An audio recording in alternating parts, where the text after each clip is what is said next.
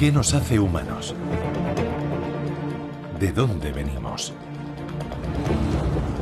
Desde que Darwin expuso la teoría de nuestra evolución a partir de los simios, la comunidad científica no ha dejado de preguntarse sobre aquellas primeras criaturas que dejaron atrás el mundo de los primates y cruzaron al nuestro. En los últimos 50 años, los hallazgos de fósiles nos han permitido rellenar algunas de las numerosas lagunas en la historia de nuestra evolución. Pero los huesos de nuestros antepasados son escasos y datan de épocas muy separadas, y solo nos permiten atisbar cómo fuimos cambiando durante millones de años, de primates a humanos. Ahora en Sudáfrica, en cuevas subterráneas situadas a una profundidad peligrosa, se han descubierto dos nuevas especies de homínidos, nuestros antepasados humanos. Ahí estaba, ahí mismo.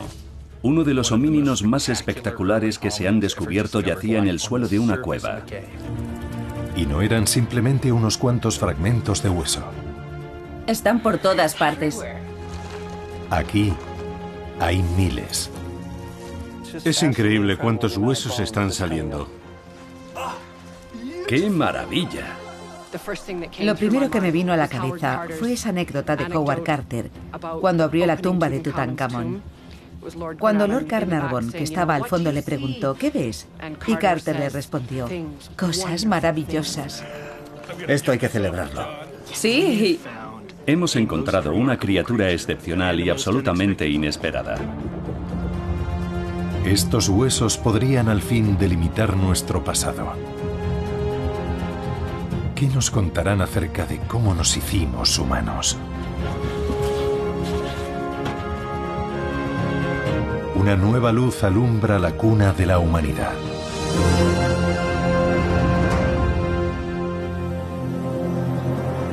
La cuna de la humanidad.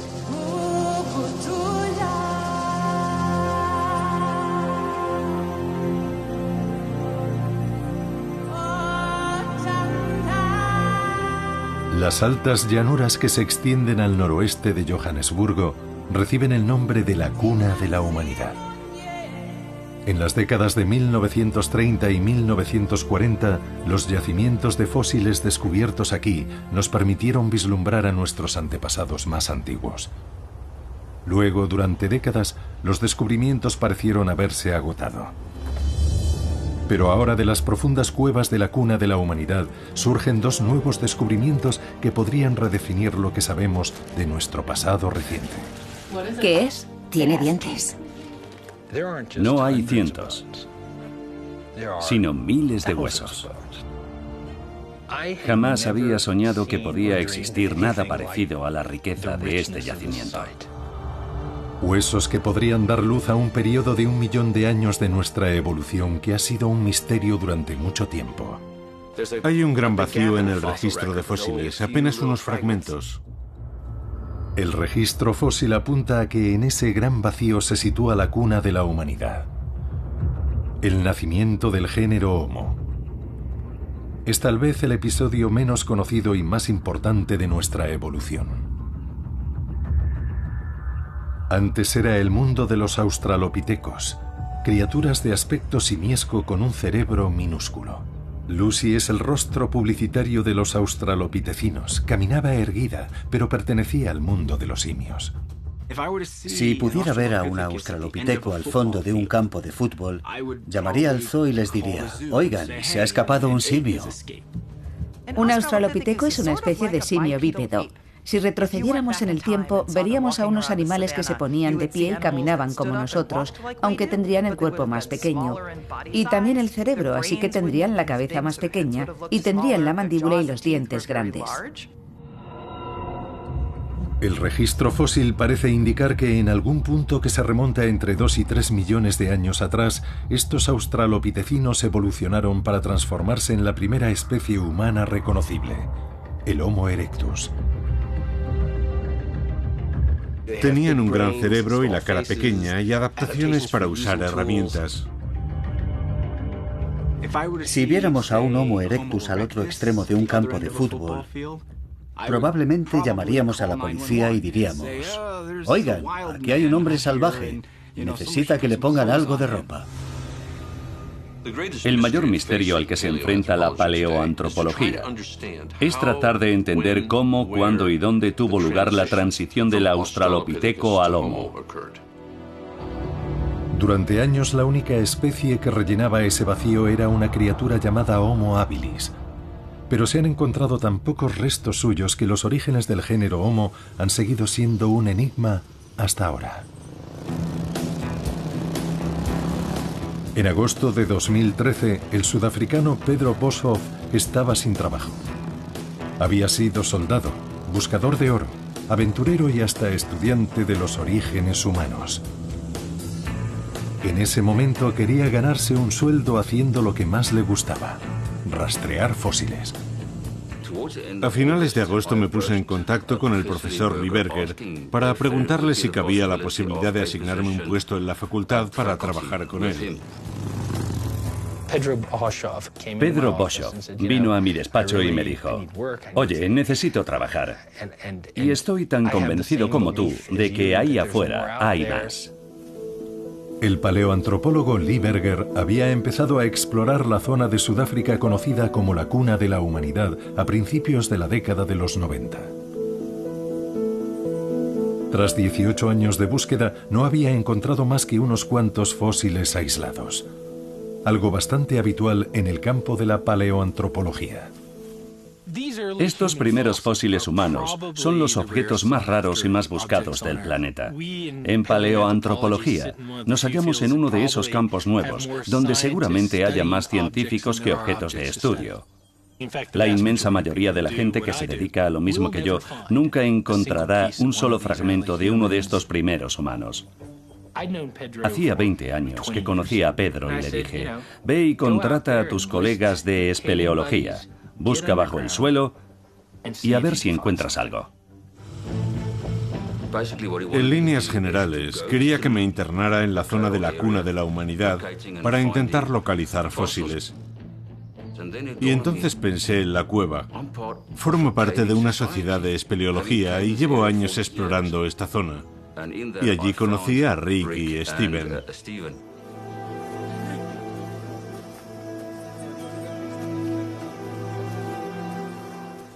Les pedí que intentaran abrirse paso por las simas y cuevas hacia el este de la cuna, y yo me lancé en dirección oeste. No solemos mirar en los sitios que conocemos, porque pensamos que los hemos explorado bien. Lo llamamos el síndrome de aquí ya he mirado. Así que les dije: empezad por lo que tenéis cerca. Id a los sitios más conocidos. El 13 de septiembre de 2013, Rick y Steven decidieron explorar un sistema de cuevas que creían conocer muy bien. Se llama Rising Star.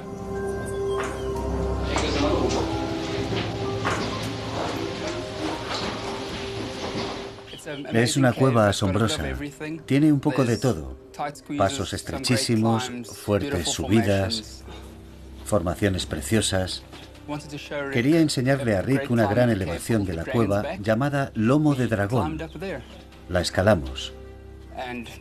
Y en el proceso de grabar unas imágenes en vídeo sobre las formaciones que la culminaban, Rick me dijo que quería ir delante.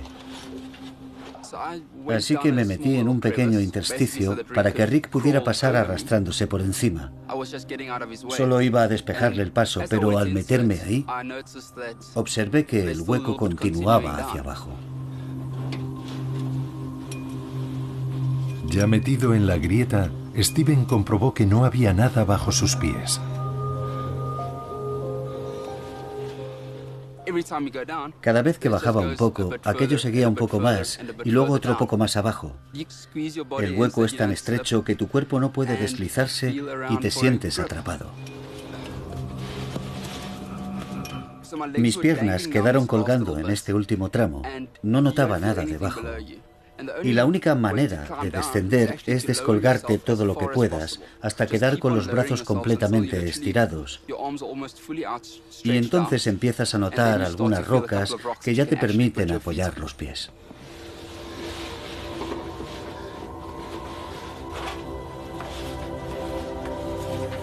Steven desembocó en una cámara oculta.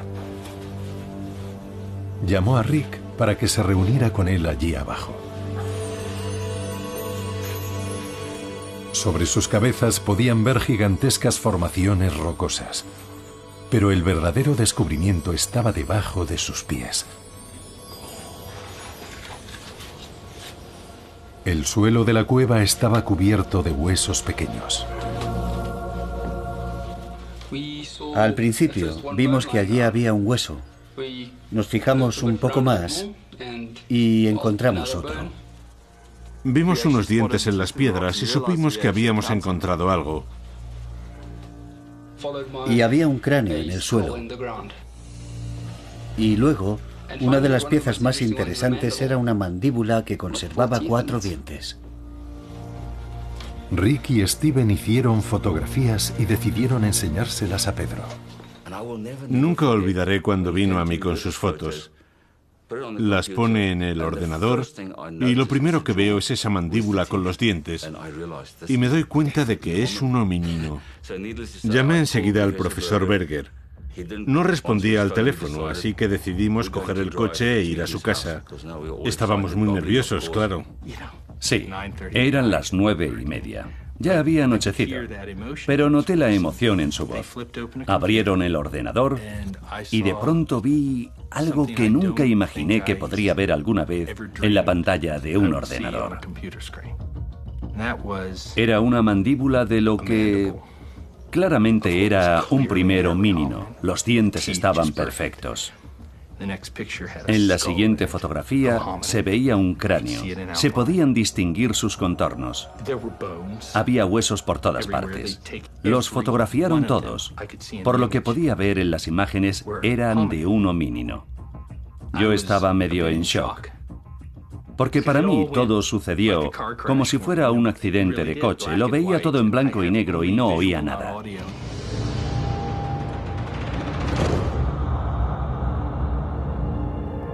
Los homínidos son criaturas que están en la línea evolutiva humana e incluyen a los australopitecinos, al Homo erectus y a nosotros.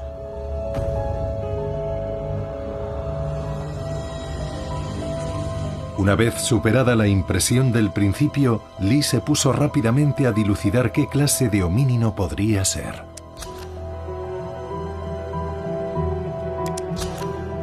Por lo que podía ver, le parecía que era un solo individuo. Probablemente uno de esos australopitecinos que hicieron su aparición hace unos 4 millones de años. La única manera de saberlo con seguridad era subir los fósiles. Lee sabía que no había tiempo que perder. Tenía que tomar una decisión. Y poco antes de la 1 de la madrugada, decidí que la historia nunca me lo perdonaría si no actuaba ya. Solo 5 semanas más tarde, la excavación de la cima Rising Star ya empezaba a cobrar forma. Su planificación había requerido cierta dosis de inventiva. Lee sabía que él nunca podría descender en persona hasta la cámara de los fósiles. En algunos sitios, la entrada a la cámara tenía menos de 20 centímetros de ancho. Puse un anuncio en Facebook solicitando científicos de complexión delgada que no tuvieran claustrofobia y que fueran capaces de trabajar en equipo y en un entorno peligroso y complicado, y que estuvieran disponibles para el 1 de noviembre. Vi el anuncio de Lee en Facebook y, sin pensarlo 2 veces, respondí. Y me citaron para una entrevista. A partir de ahí, todo sucedió realmente deprisa. Vi el anuncio de Lee en Facebook solicitando científicos delgados, paleantropólogos delgados que no tuvieran claustrofobia y que fueran capaces de meterse por huecos de solo 18 centímetros. Y me pareció muy interesante. Una mañana vi un anuncio de Lee Berger para contratar arqueólogos experimentados y de complexión menuda y pensé, esa soy yo. Estoy a punto de terminar mi doctorado en antropología física. Osteología, por tanto, es mi campo. Soy arqueóloga, así que asimilo rápido nociones de paleontología. Hago un doctorado en biomecánica evolutiva, por tanto me centro más en el aspecto paleoantropológico. La expedición Rising Star sería una forma nueva de paleoantropología, a la medida de la era de las redes sociales e Internet. Lee nos explicó cómo se había encontrado la cueva y nos enseñó imágenes de vídeo y las primeras fotografías que habían tomado Steven y Rick. Y nos habló de las condiciones de exploración de la cueva. Quería que tuviéramos muy claro en dónde nos estábamos metiendo. Era misterioso y por eso resultaba muy tentador. Te preguntabas qué circunstancias serían las que hacían necesaria gente menuda con conocimientos de paleontología para el trabajo. Luego, puede que un día más tarde, me dijeron que había sido aceptada. Fue todo muy rápido, muy rápido. Me escribieron un correo diciéndome que me habían seleccionado y esto es muy propio de mí. Empecé a gritar de alegría. Y no paraba de releer el correo una y otra vez para estar segura. Ahí estaba, era verdad. Grité como una loca. De repente estaba rehaciendo mi calendario, esperando los billetes de avión, haciendo el equipaje y leyendo a toda mecha todo cuanto necesitaba saber. Prepararme para esto fue una carrera vertiginosa. Mi cerebro era un puro frenesí, una explosión de purpurina y confeti. Era como el mejor cumpleaños de tu vida, la mejor Navidad, la mejor Hanukkah, la mejor Kwanzaa, todo a la vez. No me hacía ilusiones de que fuera a ser fácil. Nunca se había hecho nada parecido en el contexto africano que yo conocía. Quizá no se hubiera hecho en ninguna parte. Y sabía que iba a necesitar apoyo médico y de seguridad para diseñar la infraestructura subterránea y en superficie, y todo lo que conlleva una expedición científica.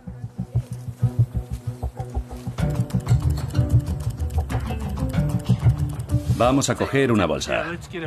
Mientras se instalaba el campamento, Pedro, Rick y Steven prepararon la cueva para el equipo de excavación.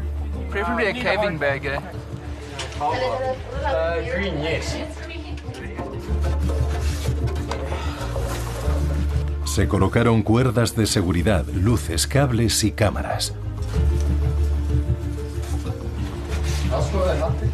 La posibilidad de accidente estaba muy presente. Lee ensayó los protocolos de seguridad una y otra vez. Fundamental que nadie entre en pánico.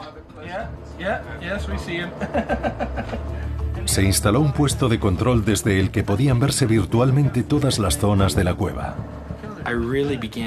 Y empecé a darme verdadera cuenta de lo que les estaba haciendo pasar a estas jóvenes mujeres. Yo creo que estaban aterrorizadas, y yo también. Les hicimos atravesar las cuevas poniendo a prueba sus destrezas en este sistema. Y así llegamos al 10º día, que era cuando había previsto que entráramos y ensayáramos los sistemas. Todo salió bien, era algo chapucero, pero funcionaba. Y a primera hora de la tarde ya estábamos listos. Te sorprenderías, en el fondo soy un pedazo de pan. Sí, eso espero, nos harás falta. Se quedará quieto como una columna. Allí estaré. Marina, Becca y Hannah son las elegidas para descender primero. Pero nadie sabe todavía lo que van a encontrarse exactamente. He visto un cráneo y los demás fragmentos. Estoy casi seguro de que tenemos bastantes partes del esqueleto de un homínido. Naturalmente habrá que esperar a comprobarlo y lo sabremos en las próximas horas.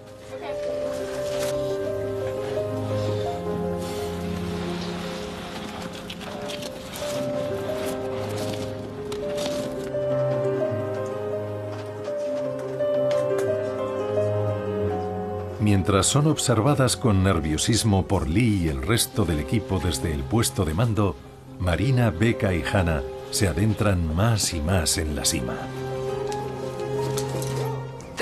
El descenso es difícil. Cuando miré hacia abajo pensé, no sé si voy a poder hacerlo. Pero una vez que me decidí a bajar, todo fue mucho mejor de lo que me temía. Estoy intentando ir un poco más despacio porque tengo la GoPro en marcha. Era una sensación increíble, pensar lo lejos que estabas de todos allí arriba, en el centro de control, y ser plenamente consciente de lo que habías ido a hacer allí abajo. Me sentía un poco agobiada, pero también tienes que sobreponerte porque dispones de un tiempo muy limitado y tienes un trabajo que hacer, un trabajo muy importante que hacer. Bajar la primera vez por el conducto no fue tan malo como me lo imaginaba. Después llegas a una zona de aterrizaje y hay un pasadizo que tienes que atravesar. No llega a ser un estrechamiento, pero es estrecho. Luego la cámara vuelve a abrirse.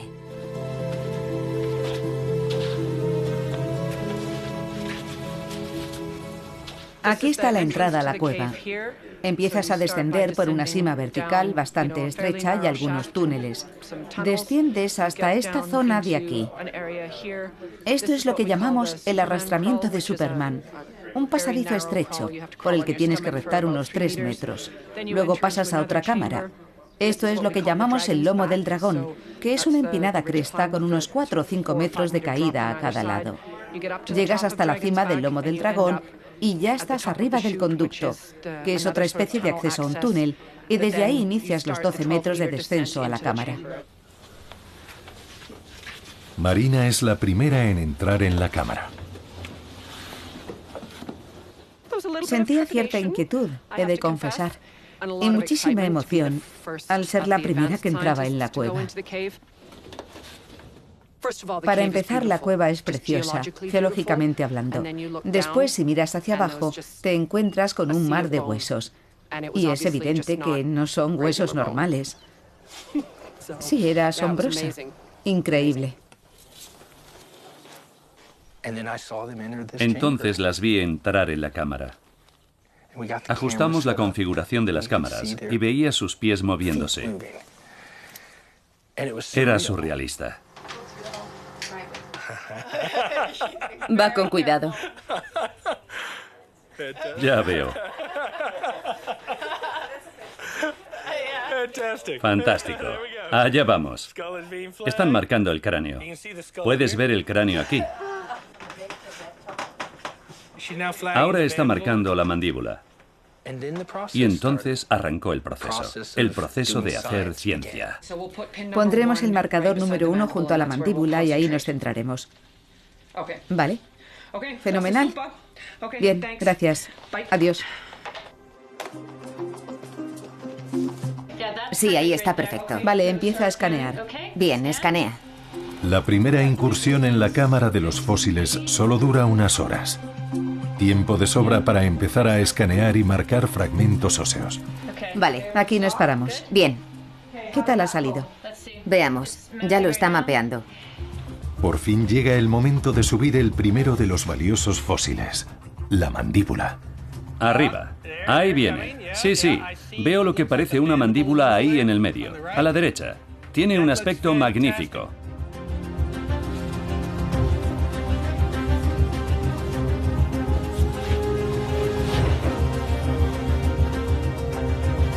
Becca será quien la custodie durante el ascenso.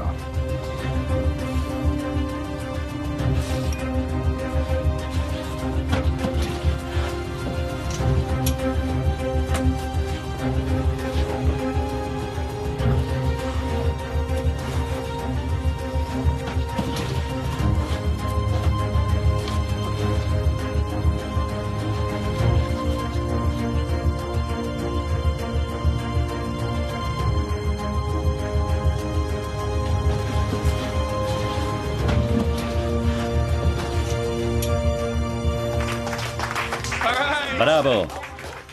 Muy bien. ¿Tienes el fósil? Sí, tengo el fósil. Bien hecho. Aquí tienes. Por fin iba a descubrir para qué había organizado todo aquello.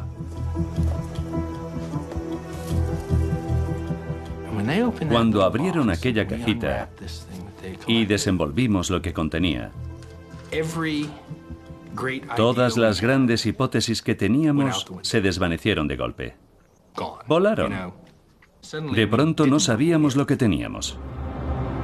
Al ver la mandíbula por primera vez en las fotos de Rick y Steven, Lee había pensado que seguramente pertenecía a un australopitecino. Una de las características más chocantes del rostro de un australopiteco son sus enormes dientes y mandíbulas de simio. Cuando los australopitecinos evolucionaron hacia el género Homo, sus rostros se encogieron. La dentadura y la mandíbula se volvieron más pequeñas. Cuando por fin Lee tuvo la mandíbula en sus manos, comprobó que era demasiado pequeña para pertenecer a este género. Parecía completamente humana. ¿Sería un nuevo espécimen de Homo habilis? ¿O alguna especie transicional entre los australopitecos y los primeros Homo? Son las preguntas que rondan la mente de Peter Smith mientras estudia la mandíbula encontrada en Rising Star. Tenemos estos dientes molares y este uso tan extraño de la parte frontal, aquí. Por suerte tenemos otra pieza.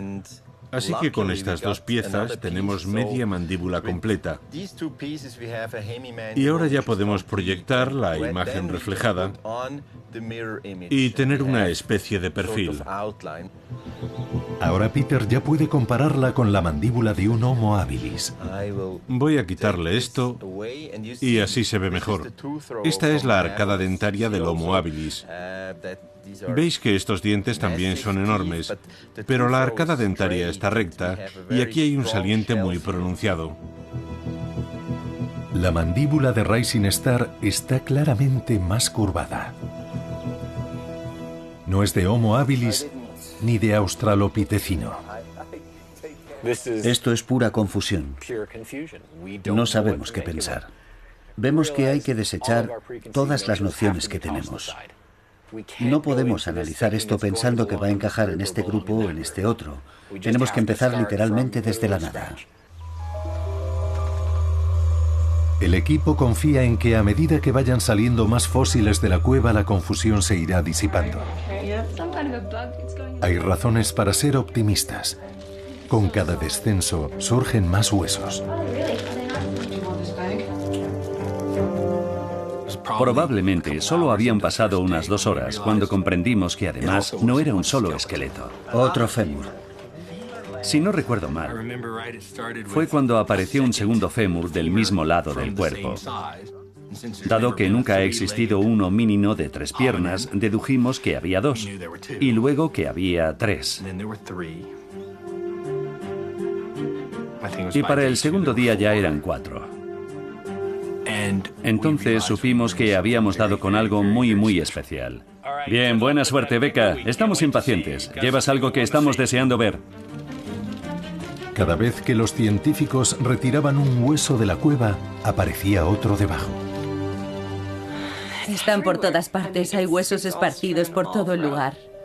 No solo la cámara, sino también los pasadizos por los que se accede a ella están sembrados de fragmentos de hueso. Estaba ahí, buscaba una postura cómoda, y ahí estaba, me llamó la atención. Rick estaba como excavador de seguridad esperando. Al dar un golpecito en la tierra con el pie aparecieron restos. Tienes que pasarme varios banderines. ¿Tienes suficientes? A medida que iban acumulándose más y más fósiles, la imagen de la criatura de la cueva Rising Star empezaba a perfilarse. Esto pertenece a una pelvis infantil. Sí, así es. Los huesos del muslo y la cadera les indican que era un bípedo que caminaba erguido, pero su forma de caminar era muy primitiva. Por lo que podían ver del cráneo expuesto, era pequeño, no mucho mayor que el de un chimpancé. Sin embargo, la dentadura y la mandíbula parecen más modernas, de tipo Homo. Empieza a parecerles que han encontrado una especie diferente a la de la cuna de la humanidad. Pero ¿a qué lado de la división australopitecino-Homo corresponde? Uno de los fósiles imprescindibles para saber la respuesta es el cráneo. Lo están reservando para el final. La distancia es perfecta. Veo el segundo marcador. Graba. Grabando. Mientras, otro hecho extraordinario empieza a quedar patente. no hay animales en la cueva. Todos los fósiles son de antepasados humanos. Es algo insólito. Cuando han aparecido los primeros homínidos en cuevas, siempre han estado junto a los huesos de otros animales que o habían llegado hasta allí y habían muerto, o habían sido arrastrados por depredadores. Están mezclados con antílopes, normalmente en grandes cantidades. Y luego tienes algunos carnívoros y otros elementos dispersos y roedores, la clase de materiales que se acumulan cuando los seres vivos mueren y son devorados y arrastrados hasta cuevas. Pero aparte de los huesos de un búho solitario, no hay ningún otro animal en la cueva Rising Star, solo homínidos. La cámara es muy inaccesible. En lo profundo de la zona, en tinieblas de la cueva y sin otra entrada que un largo y estrecho túnel. El equipo piensa que lo más probable es que fuera igual de inaccesible hace 2 millones de años. Empieza a parecer que los cadáveres fueron depositados intencionadamente allí. ¿Podría tratarse de alguna clase de enterramiento? No se han documentado indicios de nada parecido asociado a un antepasado de rasgos tan primitivos. Lo tenemos ahí delante y no sabemos darle una explicación. Hasta ahora, los primeros enterramientos de los que tenemos constancia datan de hace unos 100.000 años y eran de un primer humano mucho más evolucionado. El equipo no tiene aún una fecha para los fósiles de Rising Star. Es impensable que una criatura de aspecto tan primitivo pudiera deshacerse así de sus muertos. Pero era lo que parecía. Y nos quedamos con ese interrogante. Si lo que estamos viendo aquí, casi temes decirlo en voz alta. Es un misterio con profundas implicaciones, pero que requerirá mayor análisis antes de que alguien esté dispuesto a respaldarlo con todo el convencimiento.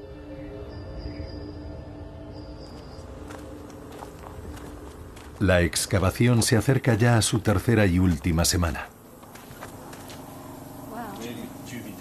El hueso, que quizás sea el más importante de todos, se ha dejado para el final: el cráneo.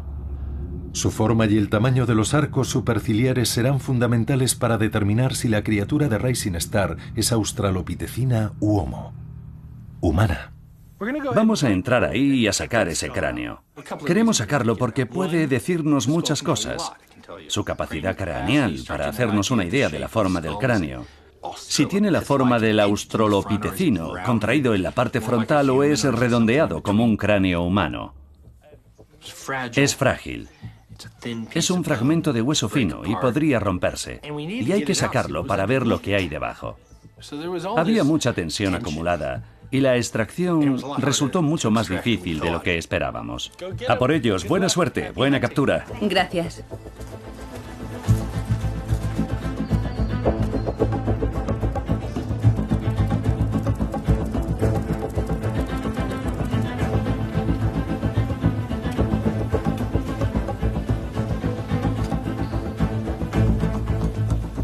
El cráneo es extremadamente frágil.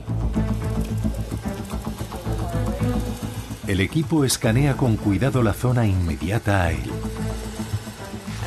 Dame una bolsa. ¿Cómo de grande? Así está bien. Y comienzan el laborioso proceso de retirar cada minúsculo fragmento de hueso situado alrededor del cráneo. ¿Necesitas bolsas medianas? No. Por último, escarban y retiran la tierra con delicadeza para liberarlo. Hay que ir muy despacio.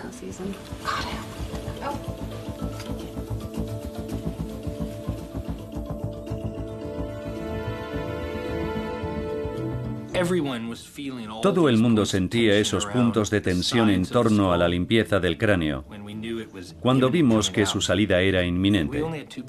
Teníamos a 2 personas allí abajo trabajando en ello, Becca y Marina, trabajando sin parar.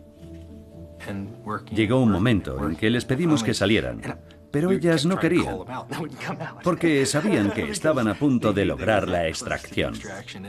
Y al final lo consiguieron. Eso es. Eso es. Es tan frágil. Todos contienen la respiración rezando para que no se rompa. Por fin, levantan el fragmento de cráneo y lo depositan con mucho cuidado en una caja.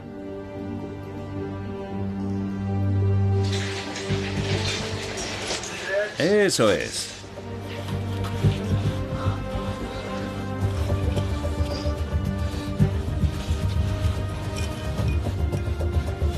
Y comienza su lento ascenso para abandonar la cueva después de, posiblemente, millones de años.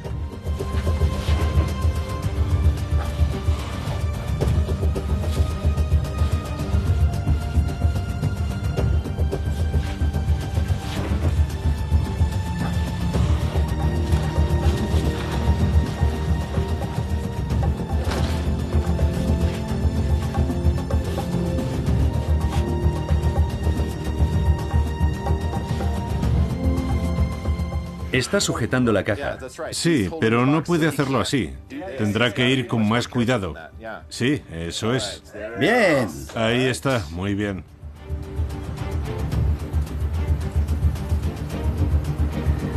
Fantástico. Vamos allá, chicos, a por ello.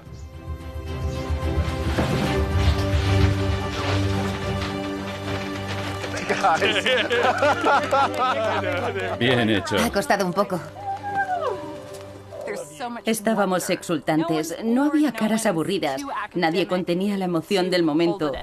Todo el mundo rebosaba una emoción casi infantil. ¿Me odiarás si cojo esto antes de abrazarte? Por favor, cógelo. Bravo. No me atrevo ni a abrazarte mientras lo sujetas. Es el momento que todos estaban esperando. Esperan que este fragmento de cráneo sea la pieza clave para determinar si la criatura de Rising Star es un australopitecino o un miembro de nuestro propio género. Estamos mirando, sí, el lóbulo frontal izquierdo, aquí, la cavidad orbitaria. Y luego parte del neurocráneo, justo detrás. Y esa es una pieza muy importante. Unos arcos superciliares grandes con hendiduras posteriores apuntarían a un australopitecino. Arcos más pequeños con indicios de un cráneo más redondeado indicarían que es Homo. Tenemos a nuestro genio particular. ¿Y tanto? ¿Es un genio en eso? Es indiscutiblemente Homo. Sí, Sí, sí. El veredicto del equipo es claro. Tienen a un nuevo miembro de nuestro género.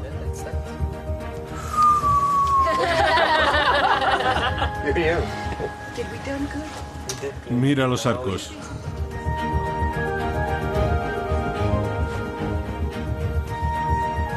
La pregunta ahora es, ¿qué puede contarles sobre los misteriosos orígenes de la humanidad?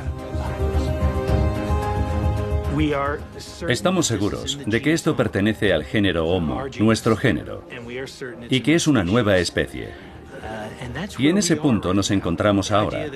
La idea de que hemos descubierto a un gran número de individuos, femeninos y masculinos, jóvenes y viejos, de una nueva especie dentro del género Homo.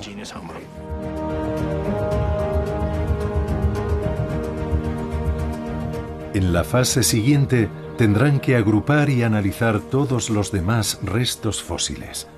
Ya tienen casi 2000 fragmentos de hueso pertenecientes a más de 12 individuos. Habían previsto que la excavación durara 3 semanas. Cuando se acercan a su fin, los científicos ya son conscientes de que apenas han rascado la superficie de todo lo que Rising Star tiene que ofrecer. Jamás había visto, ni había soñado, que podía existir nada parecido a la riqueza de este yacimiento. No son cientos de huesos, hay miles de huesos. Y no aparecen soplando sin más sobre el suelo. Es algo que va a llevar mucho tiempo. Mientras todos vuelven a sus casas, Los fósiles de Rising Star se transportan con cuidado a la Universidad de Witwatersrand.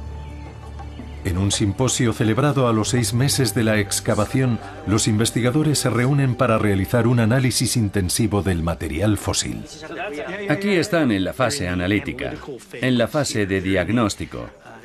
Y es un experimento de trabajo en colaboración, reuniendo a algunas de las mentes más brillantes del planeta, con los datos más recientes para analizar los más de 1.700 restos fósiles de homínidos que recuperamos el pasado mes de noviembre.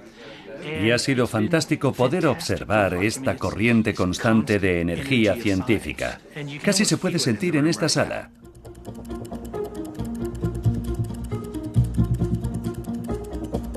Mientras continúa el análisis, los huesos de la cueva Rising Star al fin están listos para ser presentados al mundo. Tenemos una nueva especie de primer humano dentro del género Homo, y eso es muy emocionante.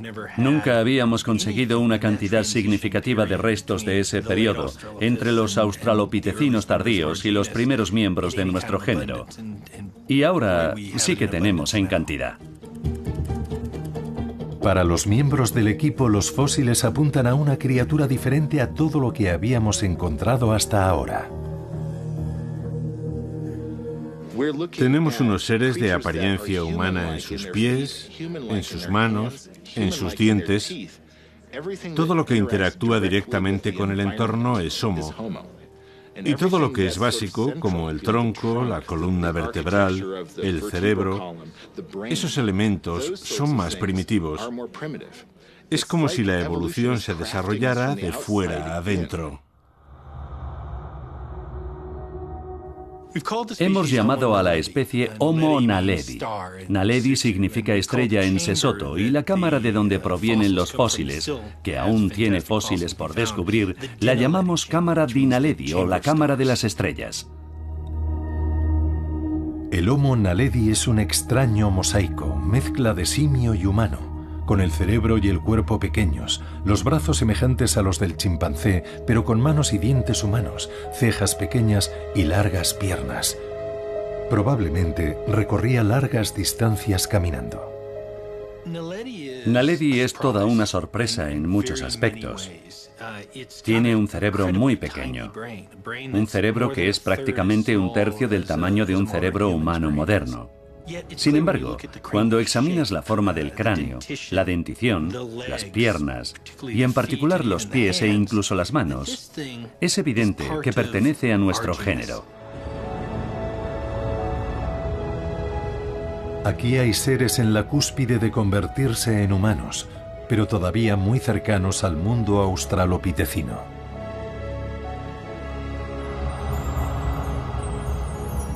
Lo cual hace todavía más interesante la pregunta de cómo se introdujeron en la cueva. Da la impresión de que llegaron allí porque alguien los depositó allí. Ahora bien, si uno afirma esto, debe asumir que es una afirmación controvertida. Por eso lo enfocamos de una manera muy conservadora. Podemos demostrar que no hay señales de depredación, que no hay acumulaciones de ningún depredador, solo homínidos, que no llegaron todos ahí al mismo tiempo y que no ha entrado material por inundación en la cámara. Y hasta ahí llegan los datos científicos. Por tanto, la mejor hipótesis que se nos ocurre es que los depositaron allí. Si esto fuera cierto, las implicaciones tendrían una gran trascendencia. Si los homínidos de Rising Star se deshacían de sus muertos intencionadamente, entonces eran capaces de eso a pesar de su reducido cerebro. Ello nos obligaría a cambiar lo que pensamos sobre las capacidades cognitivas y los mecanismos neurológicos necesarios para tener ese comportamiento. Y eso es realmente interesante. Esto encaja con nuevas formas de pensar sobre la transición de simio a humano. Muchos científicos creen ahora que un elemento clave de esa transición fue el desarrollo de una cooperación y unos vínculos sociales más sólidos. Por tanto, si la cámara de Rising Star fuera en efecto un enterramiento, es posible que indique que aquí, en la cuna de la humanidad, esos vínculos sociales complejos habían empezado a adquirir forma. Esta posibilidad generará un feroz debate a medida que vayan opinando otros científicos.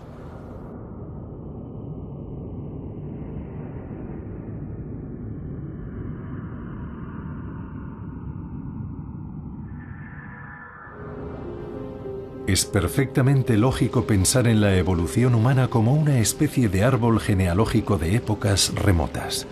Pero la evolución es mucho más compleja que eso. La evolución es ramificada. Hay experimentos diversos. Las poblaciones prueban distintas adaptaciones, maneras diferentes de estar en el mundo.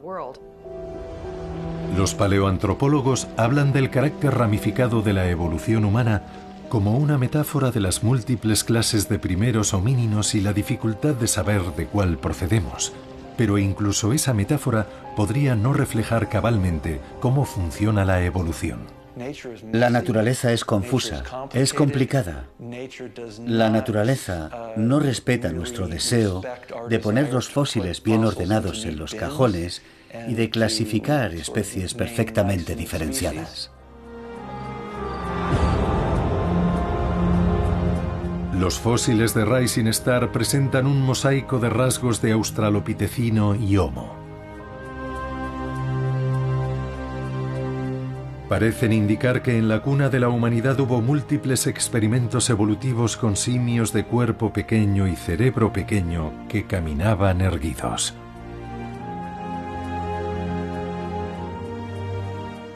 Son especies que no están completamente formadas y hay entrecruzamientos entre estos grupos. Unos rasgos adaptativos evolucionan en un grupo, otros evolucionan en otro, y al cruzarse grupos los rasgos confluyen. Y es posible que nunca logremos trazar líneas claras entre cualquiera de estos grupos y el género Homo. Ahora la metáfora más adecuada quizás sea un río trenzado, y esa metáfora se deriva del descubrimiento de estos homínidos mosaico como Naledi y otros. Nos indican que hubo muchos experimentos. Algunos de estos experimentos evolutivos fracasaron. Otros se juntaron y entrecruzaron. Debemos empezar a considerar estas especies que estamos encontrando casi como los canales individuales de un río trenzado. Está claro que tienen algo que ver con la población final que somos nosotros, pero es difícil determinar a cuál de ellas le debemos el hecho de estar aquí. Los nuevos hallazgos en las llanuras de Sudáfrica añaden un nuevo capítulo fundamental a la historia de nuestros orígenes. El tentador vacío en el registro fósil de los comienzos de nuestro género se va rellenando poco a poco.